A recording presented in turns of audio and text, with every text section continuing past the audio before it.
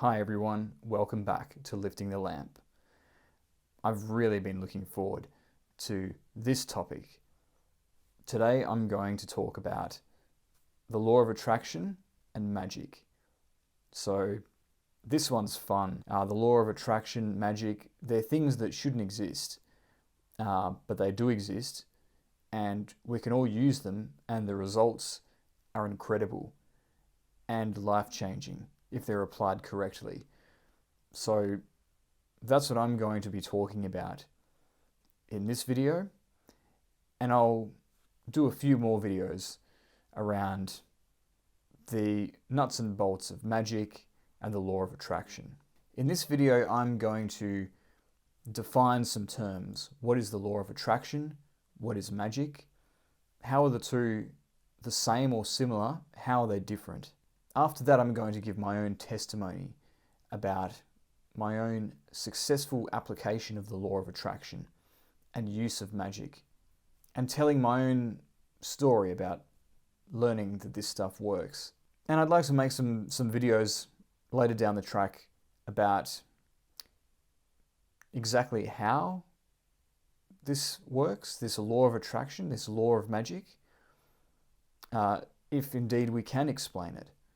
And also, I'd like to do a video on some of the traps that you can fall into if you pursue magic in particular as a part of your spiritual path, because it can lead you astray and it can lead you into becoming more selfish, craving more, and being stuck in an illusion of your own making.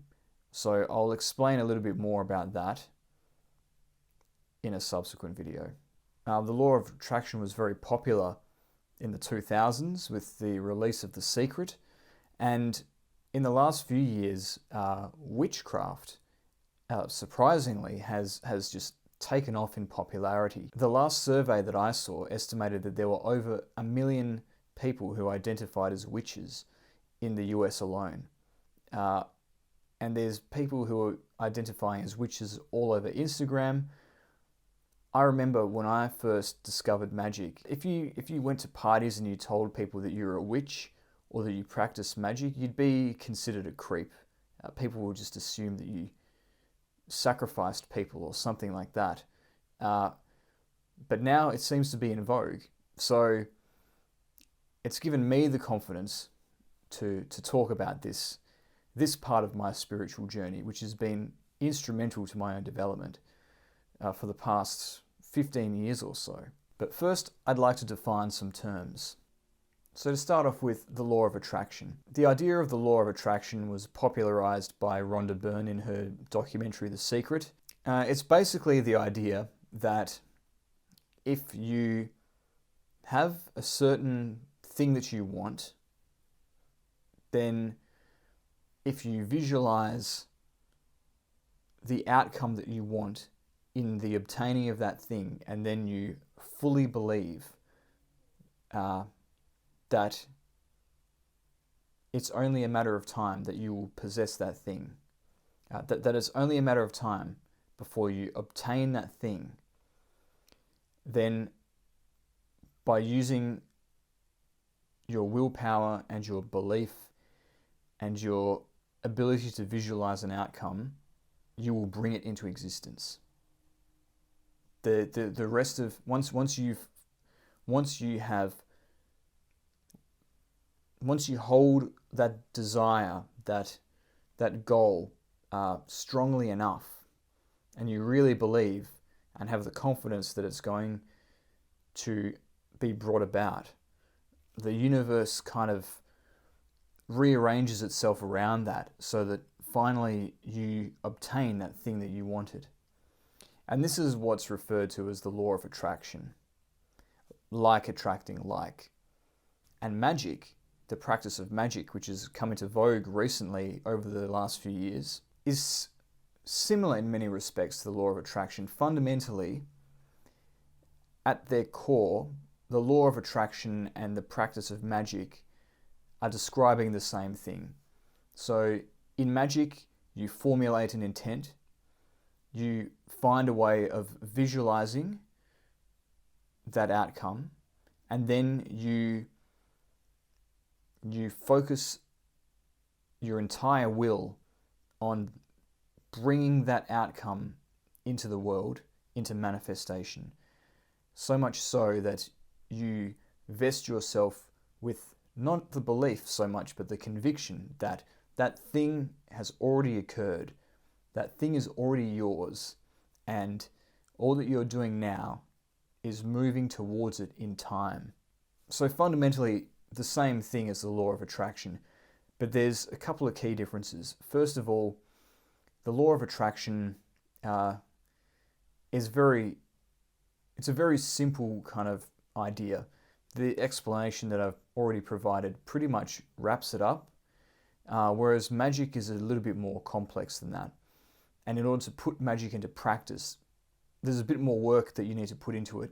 So not only do you have that core, absolutely fundamental element of magic, which is formulating an intent and then projecting it into the universe, but you're also aided by the use of ritual and ceremony.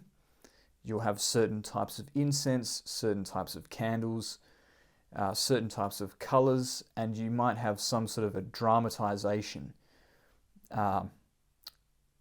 in symbolic language, in symbolic terms of what you're trying to bring about in reality. And you might have different symbols with you that represent your goal. And in magic, quite often there's also, as part of the dramatization, the invoking or evoking of certain spirits to carry out your will, to carry out the intent that you are charging the ritual with. Now, this is not the same as prayer. In prayer, you have no power. You are pleading to an outside entity to give you something that you can't get without permission from that entity. In magic, you have all the power, and you are, in effect, commanding the elements, fire, water, air, and earth, and directing the forces of nature to become an extension of your own volition. It's very different. So that's magic. And the other key thing that I would say that sets magic apart from the law of attraction is what you can do with magic. So there's this kind of magic that most people are familiar with, which is what you would call practical magic. Basically, this is using magic to get stuff. Do I need more money? Do I need a new job? Using magic to obtain a desired result in the material world. And in that respect, magic, practical magic in particular, is very similar to the law of attraction, which almost invariably gets spoken about in terms of manifesting your desires in the physical world. However, there's another type of magic, which you might describe as high magic. And this is a kind of magic that contains no kind of self-interest in it at all. It's completely selfless, completely altruistic. In high magic, you're trying to contact the heavenly realms, the angelic realms, not to get something that you want, but in order to open yourself up to the knowledge and the wisdom that those realms can impart upon you, in order to develop spiritually and raise yourself to a higher level spiritually, and perhaps even to receive communications from those beings that you can pass on to the human race for the benefit of all. There's different schools of thought as to what spirits or angels are in magic. Some people say that they're just elements of the human psyche that we have externalized because they're not part of the conscious mind. There are other people who say that they are some kind of external force that we're contacting. I think the answer is somewhere in between, and I think that once you have been involved in magic and spirituality for long enough, the distinctions between self and other, the internal world of your mind and the external world of reality, tends to break down a fair bit. And so eventually it becomes a moot point whether these forces are primarily in our heads or in the outside universe, as if there's any difference between those two things. So that is magic and the law of attraction. And we're supposed to be able to use these practices to get things. That's an incredible claim. Is this for real? The answer, I can attest, is yes. And the reason I can say that with such conviction is that I've been practicing magic since I was 17 years old. I've used magic or the law of attraction hundreds of times, probably, and I get consistent results. To illustrate the power of magic, I'd like to share the way that magic really turned my life around. So when I was a teenager, I was a devout Catholic. I was very devoted to God, very into religion. I was an altar boy as a kid, but I stayed with it until I was 16, almost 17. That's how religious I was. In fact, I was so devoted to God as a teenager that my friends thought that I was a bit of a weirdo for it. But I wasn't happy as a teenager. I had certain health problems. When I was with my peers at school, I didn't feel like I was appreciated or accepted or wanted in the ways that are most important to a teenage boy, most important to him developing a good self-esteem. So I was pretty miserable. And I wanted my suffering to end. And my first port of call, religious as I was for trying to change that, was to pray to God.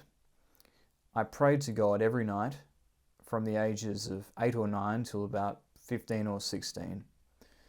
And as I was going through adolescence, I began to ask God, please take the source of my suffering away. I wasn't asking for the kingdoms of the world to be laid at my feet. I just wanted to be happy and healthy. And so I prayed and prayed for years for this to happen. I at this point in my life, I believed in a personal God, like the man in the sky kind of idea of God. Yahweh, basically. The personal God of the Bible. The demiurge, you might say. So I was praying to Yahweh to take this suffering away repeatedly. And what was the result of that? What was the outcome of that? The result of that was nothing. In fact, it was worse than nothing. Because after I prayed to God to change my circumstances actually got worse. So that obviously didn't work, and I discarded the idea of asking Yahweh to help me. And then shortly after that, I discovered magic. And it didn't take me long to realize that if this thing works, if magic works, I can use this to try and obtain all of the things that I've prayed for years, which have always been out of reach for me. And I started putting magic into practice. I started to dabble. And within months, I had obtained all of the things that I had struggled to obtain for years previously. And I completely turned my life around.